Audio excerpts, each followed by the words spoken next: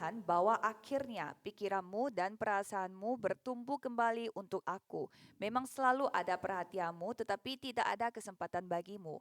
Kukatakan ini bukanlah karena kekurangan, sebab aku telah belajar mencukupkan diri dalam segala keadaan.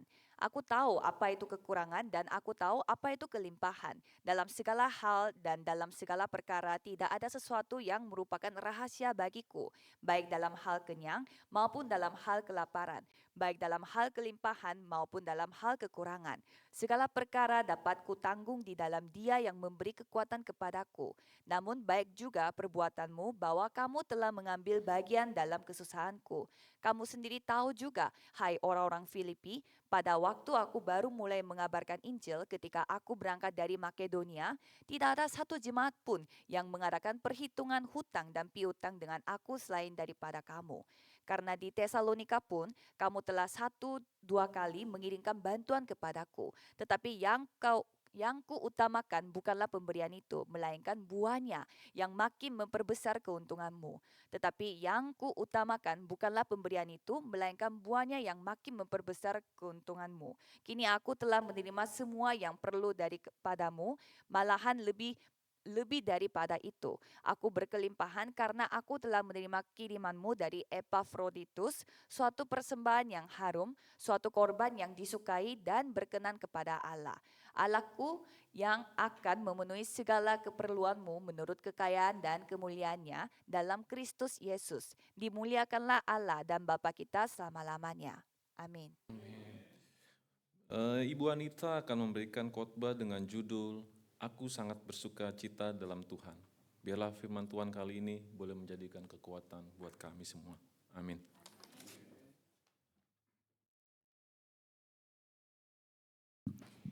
Mari kita mengakui iman kita, Yesus adalah Kristus, anak Allah yang hidup. Adalah Kristus, anak Allah yang hidup. Mari kita saling memberi salam, mari kita menjalani kehidupan yang dapat membedakan secara rohani.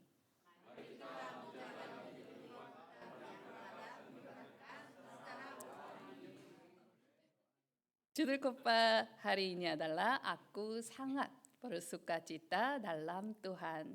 Bacaan hari ini diambil dari Filipi 4 ayat 10 sampai dengan 20. Sebagai pengantar, dikarenakan banyak anggota telah kembali ke kampung halaman di Indonesia selama liburan dan cuti, banyak tempat duduk yang kosong. Namun saya yakin bahwa dimanapun mereka berada, mereka akan tetap menjadi terang di tengah keluarga dan komunitas mereka. Mulai besok selama seminggu akan diadakan pekabaran Injil di Kota Bandung, Indonesia. Segala kemuliaan bagi Tuhan yang telah membuka pintu untuk menghubungkan Indonesia dan Korea melalui pertemuan 14 tahun yang lalu dan memberikan kesempatan untuk memberitakan Injil yang sejati kepada generasi berikutnya di Indonesia. Sesuai dengan perjanjian Tuhan 2025, yaitu Tuhan akan memberikan negeri itu kepada kita. Kita terus melangkah maju dengan mata iman ke tanah yang telah dijanjikannya. Di Semak Tua Bandung kali ini, khotbah akan disampaikan dengan berjudul Saya akan menjadi pemimpin seperti apa. Dalam Keluaran 19 ayat 5, jadi sekarang jika kamu sungguh-sungguh mendengarkan firman-Ku dan berpegang pada perjanjian-Ku, maka kamu akan menjadi harta kesayangan-Ku sendiri dari antara segala bangsa. Sebab akulah yang empunya seluruh bumi. Ketika Allah menciptakan manusia, Dia sudah memanggil kita sebagai seorang pemimpin. Namun cara Allah berbeda. Dia tidak memanggil pemimpin yang ingin menjadi seperti Allah, melainkan mereka yang sepenuhnya bergantung kepada Tuhan, taat kepada Tuhan, dan melayaninya. Hanya mereka yang memiliki berkat rohani dan memahami rahasia rohani yang akan dipakai sebagai pemimpin oleh Allah. Ketika mereka berkuasa atas dunia, mereka akan sadar bahwa mereka dipanggil sesuai wakil penguasa, dan dengan hatinya mereka akan menaklukkan dunia sesuai dengan rencana Tuhan. Setelah itu mereka akan menerima berkat duniawi juga yang mengikuti mereka. Kepada pemimpin sejati yang tahu bagaimana dapat memakai berkat tersebut untuk menyelamatkan dunia, Tuhan akan memberikan terang ekonomi. Sebaliknya, para pemimpin dalam sejarah yang tidak mengenal Tuhan seperti Hitler, Stalin, dan Mao Zedong tidak menaklukkan dunia untuk menyelamatkannya, tetapi malah menipu dan merampas, membunuh, dan mengeksploitasi, menyebabkan banyak korban di belakang mereka. Lalu, pemimpin seperti apakah kita harus menjadi? Kita hanya bisa menjadi pemimpin sejati jika terlebih dahulu menjadi pengikut firman Tuhan, pengikut Tuhan dulu. Howard berkata, jika kamu percaya kepada Kristus, kamu akan menjadi pemimpin untuk mengasihi. Namun, jika kamu tidak berada di dalam Kristus, kamu hanya akan mencintai posisi sebagai pemimpin. Saya berdoa agar semua jemaat kebaktian bahasa Indonesia di Gereja Yewon mengasihi Tuhan dengan segenap jiwa saudara, dengan segenap hati saudara, dengan segenap kekuatan saudara. Kiranya kita semua menjadi pengikut sejati Tuhan yang sepenuhnya bergantung kepadanya, taat kepadanya, dan melayani kepadanya.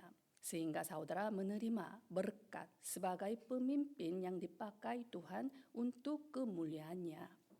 Pokok bahasan yang pertama adalah di dalam Dia yang memberi kekuatan kepadaku. Dalam ayat 10 sampai dengan 13, aku sangat bersukacita dalam Tuhan bahwa akhirnya pikiranmu dan perasaanmu bertumbuh kembali untuk aku. Memang selalu ada perhatianmu, tetapi tidak ada kesempatan bagimu. Kekuatan ini bukanlah karena kekurangan, sebab aku telah belajar mencukupkan diri dalam segala keadaan. Aku tahu apa itu kekurangan dan aku tahu apa itu kelimpahan. Dalam segala hal dan dalam segala perkara, tidak ada suatu pun yang merupakan rahasia bagiku, baik dalam hal kenyang maupun dalam hal kelaparan, baik dalam hal kelimpahan maupun dalam hal kekurangan. Segala perkara dapat kutanggung di dalam Dia yang memberi kekuatan kepadaku. Paulus mengakui bahwa aku sangat bersukacita dalam Tuhan. Ia menjelaskan bahwa sukacita itu berasal dari kesatuannya dengan Kristus. Sukacita di dalam Tuhan adalah sesuatu tidak dapat dirampas oleh manusia maupun hal apapun di dunia ini. Paulus bersukacita karena kepedulian, keperhatian, dan kasih jemaat Filipi. Namun ia bersyukur bukan karena mereka telah memenuhi kekurangannya atau kebutuhannya, melainkan karena hati jemaat Filipi yang penuh dengan dedikasi kepada Tuhan dan keterlibatan mereka dalam pelayanan Injil untuk memperluas kerajaan Allah. Paulus menyebutkan bahwa dukungan dari jemaat Filipi sempat terhenti bukan karena mereka tidak peduli atau kasih mereka berkurang, tetapi karena mereka tidak memiliki kesempatan untuk melakukannya.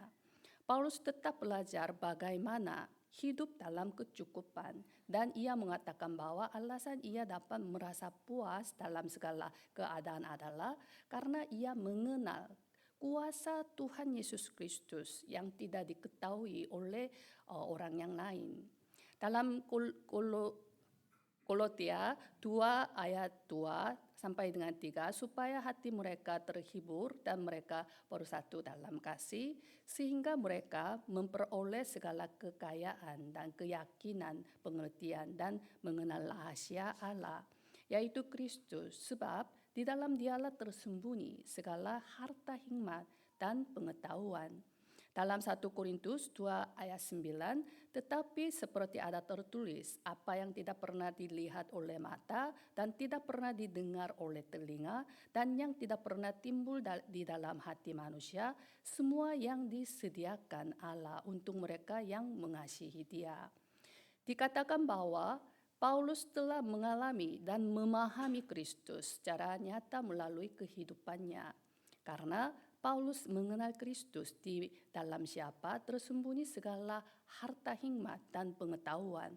Dan ia juga mengetahui bahwa Kristus telah menyediakan hal-hal yang tidak dapat dipahami oleh pikiran manusia untuk diberikan kepada orang-orang percaya. Karena Paulus mengalami kuasa kebangkitan Kristus dan turut serta dalam penderitaannya, dan melalui pengalaman itu ia merasakan kuasa Kristus secara langsung. Karena itu ia tidak lagi dipengaruhi oleh keadaan luar atau lingkungan di sekitarnya. Dalam Filipi pasal 3 ayat 10, yang kuhendaki ialah mengenal Dia dan kuasa kebangkitannya dan persekutuan dalam penderitaannya, di mana aku menjadi serupa dengan Dia dalam kematiannya. Paulus hidup dengan semangat seorang martir, yaitu untuk mengenal Kristus dan memikul salib penderitaannya. Karena itulah keadaan di sekitarnya tidak menjadi faktor yang membuat merasa senang atau sedih. Pada ayat 11, belajar berarti melalui pengalaman yang mengajarkan sesuatu. Pada ayat 12, tahu berarti menerima langsung dari Kristus.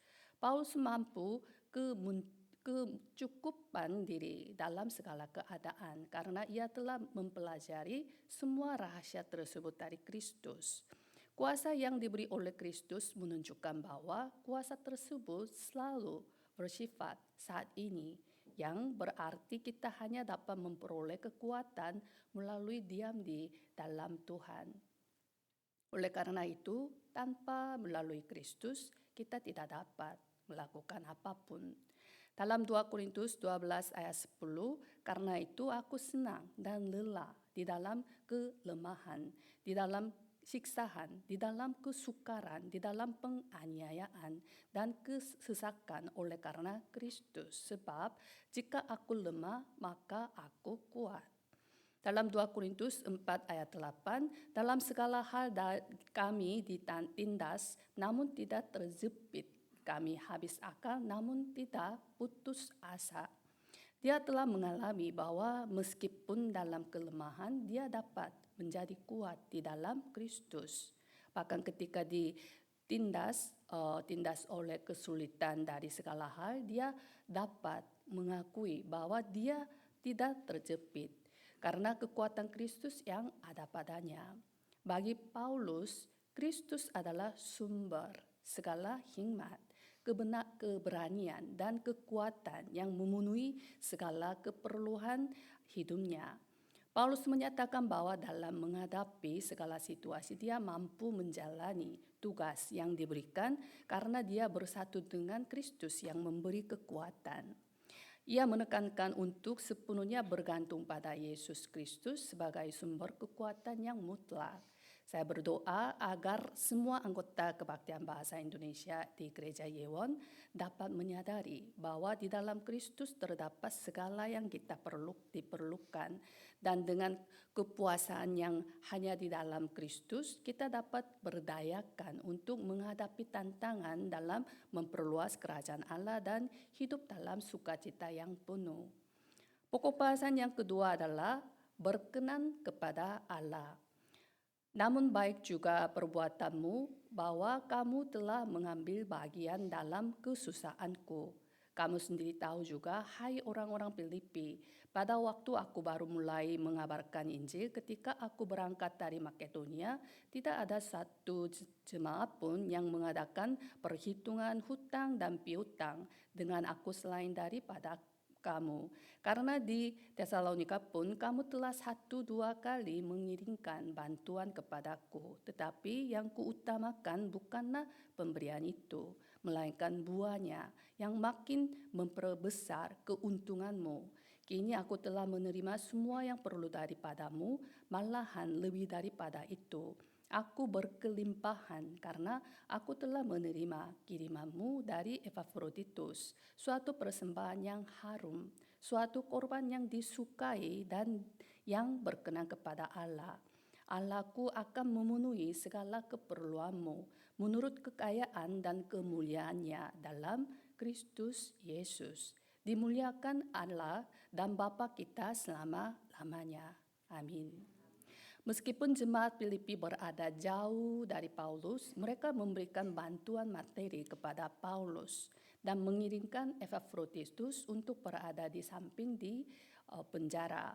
Tindakan ini meringankan beban Paulus dan turut ambil bagian dalam penderitaan yang didamai oleh Paulus. Paulus pun memuji mereka dengan mengatakan, baik juga perbuatanmu, karena melalui tindakan mereka berbukti bahwa mereka telah bersatu dengan Kristus. Dengan kata lain, tindakan mereka adalah wujud dari hidup sebagai satu tubuh dalam Kristus yang membuat Paulus memberikan pujian atas pengabdian mereka. Jemaat Filipi memberikan pemberian kepada Paulus, sementara Paulus membagikan berkat rohani kepada jemaat Filipi, menciptakan suatu hubungan timbal balik yang penuh berkat. Pada awal pendirian gereja Filipi, gereja-gereja lain tidak memberikan dukungan seperti itu, tetapi hanya gereja Filipi yang mendukung Paulus saat ia tiba-tiba meninggalkan Makedonia. Cita mereka kepada Paulus tidak berubah, baik ketika Paulus berada di Tesalonika ketika ia meninggalkan Makedonia maupun saat ia kini di penjara di Roma.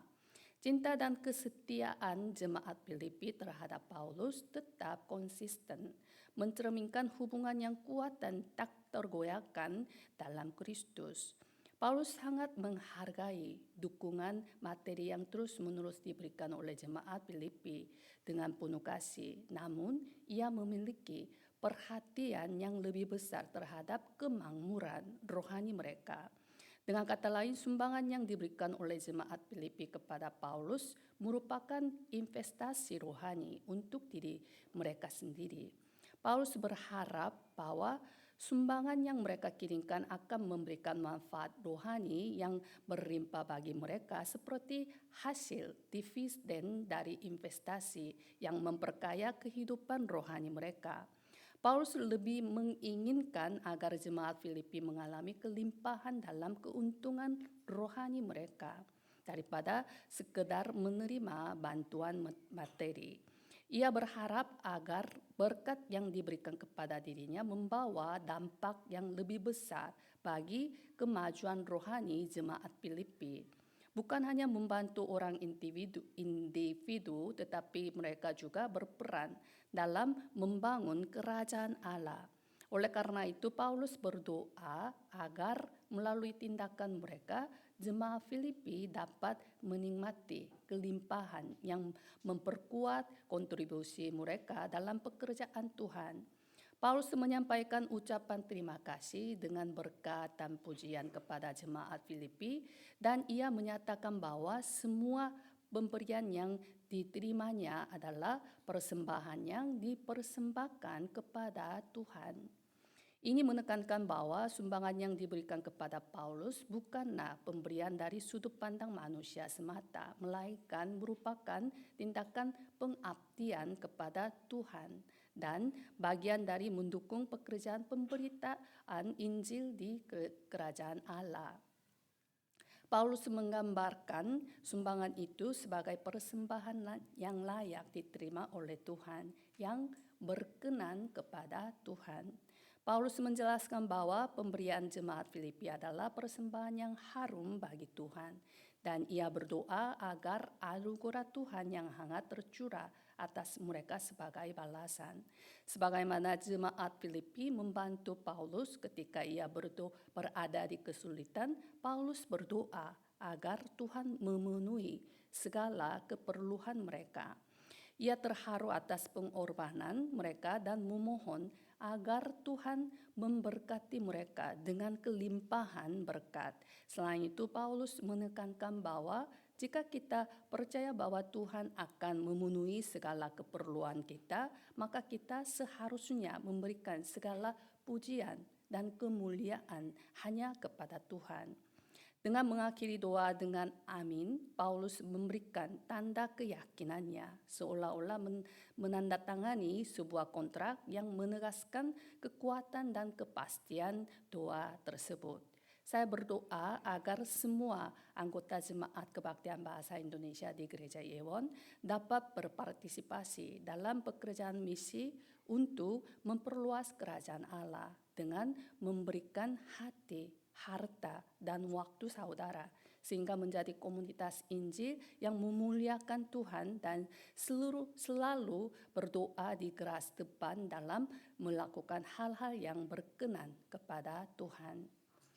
Sebagai kesimpulan, saya percaya bahwa kasih yang diberikan oleh Jemaat Filipi kepada Paulus adalah kasih yang juga diberikan kepada saya oleh saudara semua. Sebagaimana judul khotbah hari ini, saya sangat bersyukur di dalam Tuhan. Saya akan membawa berita Injil ini ke Bandung. Dalam hal ini, saya pergi sebagai wakil dari seluruh jemaat yang telah berpartisipasi dengan doa, materi, waktu untuk mendukung pekabaran Injil di Bandung. Apa yang saya lihat dan dengar itu adalah jawaban yang diberikan kepada kita semua. Saya yakin Tuhan yang hidup, yang bekerja, dan yang pasti akan memenuhi janjinya, akan menunjukkan kuasa dalam hidup kita semua. Saya percaya bahwa berkat yang diterima oleh Kaleb dan Yosua yang dengan mata iman menerima tanah yang dijanjikan oleh Tuhan akan menjadi berkat bagi seluruh jemaat kebaktian bahasa Indonesia di Gereja Yewon. Ini akan menghasilkan buah rohani yang berlimpah. Seperti Paulus, saya percaya bahwa Kristus adalah sumber dari segala kebijaksanaan, keberanian, dan kekuatan yang memenuhi segala keperluan kita dengan iman yang menguatkan kita untuk terus berjalan di dalam kasih dan rencana Tuhan. Kiranya pengakuan ini menjadi pengakuan setiap jemaat kebaktian bahasa Indonesia di Gereja Yewon. Saya akan dengan segenap hati memastikan bahwa kasih, hadiah, perhatian yang saudara berikan kepada saya akan saya sampaikan kepada orang-orang yang membutuhkannya. Saya berkomitmen untuk menjadi saluran kasih Kristus bagi mereka. Selain itu, kita sedang melakukan gerakan merenungkan Alkitab selama 300 sehari. Ini adalah waktu untuk mengakui bahwa Tuhan adalah pemilik sejati dalam hidup saya. Ini adalah waktu untuk sepenuhnya bergantung kepada Tuhan, serta mengakui dan berkomitmen untuk menaati dan mengikuti firman-Nya dengan setia. Saya percaya bahwa firman Tuhan yang tertanam dalam hati kita akan menjadi paku yang kokoh, dan melalui itu kemuliaan Tuhan akan terpancar. Kita harus mampu lihat dan menafsirkan setiap peristiwa yang kita saksikan di media seperti koran, TV, Netflix, dan YouTube melalui pandangan Alkitabiah dengan perspektif Yesus Kristus. Lalu kita harus mampu menemukan solusi yang bersifat praktis dan Alkitabiah untuk memberikan jawaban yang tepat. Saya yakin bahwa saat kita merenungkan firman Tuhan, Dia akan memberikan kita hikmat rohani dan pengetahuan yang luar biasa untuk menghadapi tantangan hidup. Saya berdoa agar semua anggota Jemaat Kebaktian Bahasa Indonesia di Gereja Yewon dapat menjadi pengikut sejati yang taat pada firman Tuhan, yang menjadi pemimpin yang membangun hidup saudara, keluarga saudara, komunitas saudara, bangsa saudara, dan dunia. Sebagaimana Tuhan menetapkan saudara untuk menjadi pemimpin sejati yang menyelamatkan jiwa-jiwa. Mari kita berdoa. Kami mengucap syukur kepada Allah Trinitas yang telah menyelamatkan kami dari kutukan, kebinasaan, maut, dan tangan setan. Kiranya kami tidak meminta-Mu hanya untuk kebutuhan kami, tetapi kiranya ketika kami bergantung kepada-Mu, taat kepada-Mu, dan melayani kepada-Mu, berikanlah berkat rohani kepada kami terlebih dahulu. Berkatilah kami agar kebutuhan kami hilang dan kami dipenuhi dengan kelimpahan rohani, sehingga kami dapat melihat dunia dengan hati-Mu. Biarlah kami menjadi terang bagi dunia dan garam bagi dunia, serta menikmati berkat duniawi juga yang datang dari dunia ini. Dengan berkat duniawi tersebut, kami ingin menggunakannya untuk menyelamatkan dunia dan berpartisipasi dalam pekerjaan penginjilan dunia. Berikanlah kami kekuatan untuk berjuang dalam peperangan rohani setiap hari melawan setan yang berkuasa menipu, merampas dan membunuh kami, serta jangan biarkan kami kehilangan identitas sebagai anak-anak Tuhan, dan berikanlah kami kuasa yang Engkau berikan kepada kami. Kami mengucap syukur untuk semua berkat-Mu dan berdoa dengan penuh iman di dalam nama Tuhan Yesus Kristus yang selalu bersama kami. Amin.